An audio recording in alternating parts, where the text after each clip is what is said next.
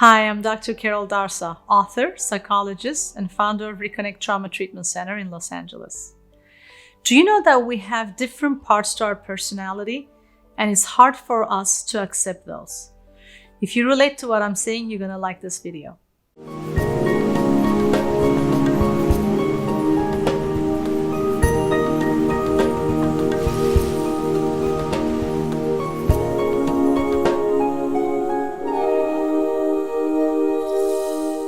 So let's talk about what I mean. I want to start with an example.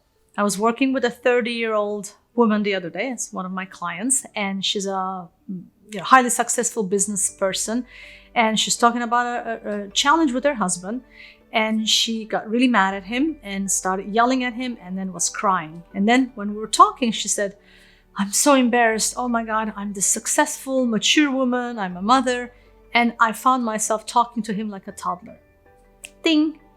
Okay, this is what I mean. So what does she mean by like a toddler? So when I asked her about her reactions and her feelings, I then went in to explain to her why she was acting like a toddler. But it's so crucial that I also had to explain to her not to judge herself. So what do I mean by that?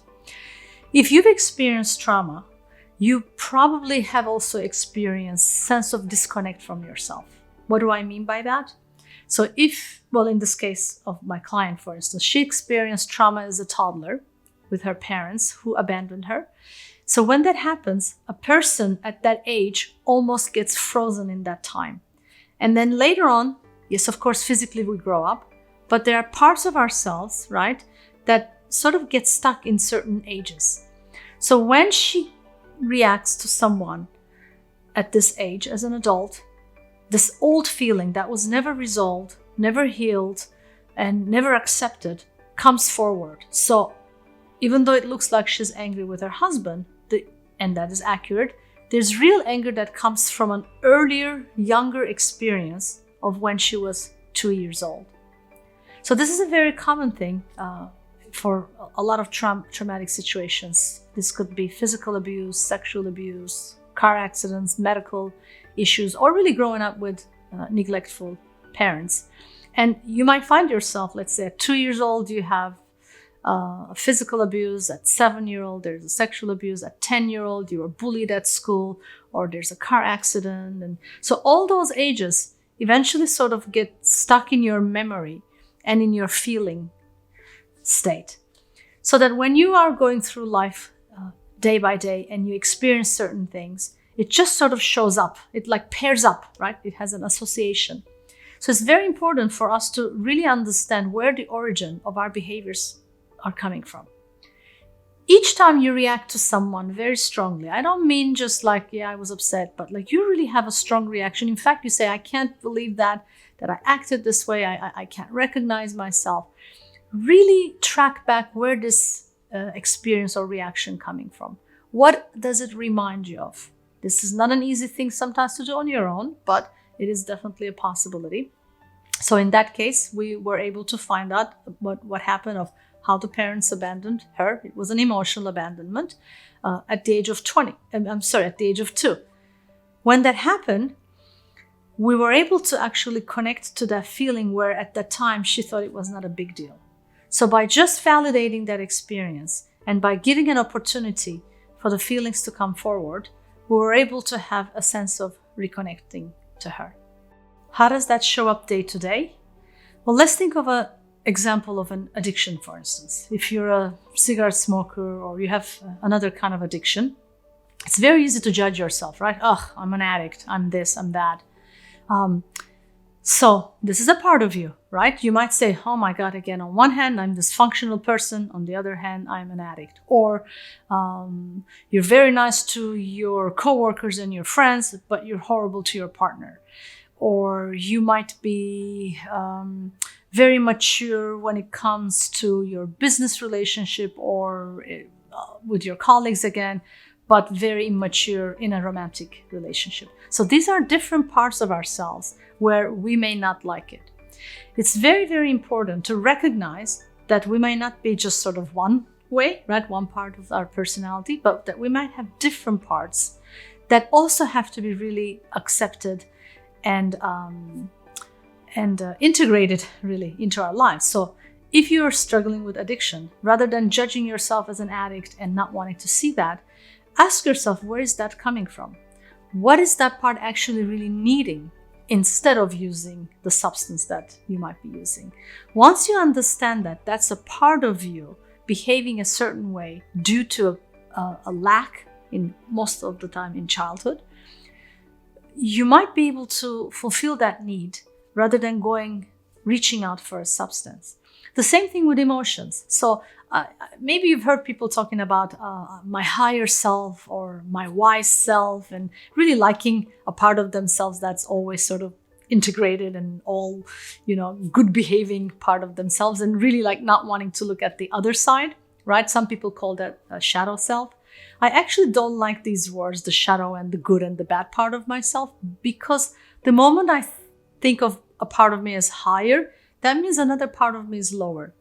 Rather than seeing it like every part of me is okay and every part of me is there for a reason. In fact, most of the time, the addiction or the asshole part of me or the mean part of ours, this is all there because it was there to protect us. Think of it that way.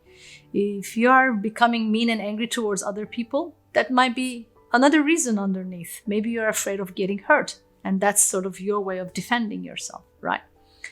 If you're using substances, I'm not saying use them, but rather than, again, judging yourself as an addict and putting that part of you down, if you understand that it's coming from another reason, most of the time actually it's probably love, then you might be able to say, okay, it's there because it's protecting me, right? It's actually getting some good feeling. Otherwise, I'm going to break down.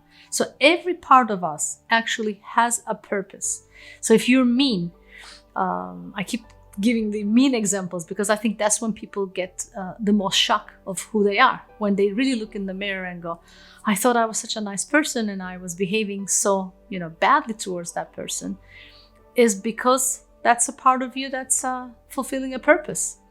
So it's important to really just look at all of that, and maybe even journaling with about each of them. You can write down like, okay, in these situations I behave this way, in these situations I behave that way. Find the root to the childhood, where it's coming from. Ask, what's the purpose of it?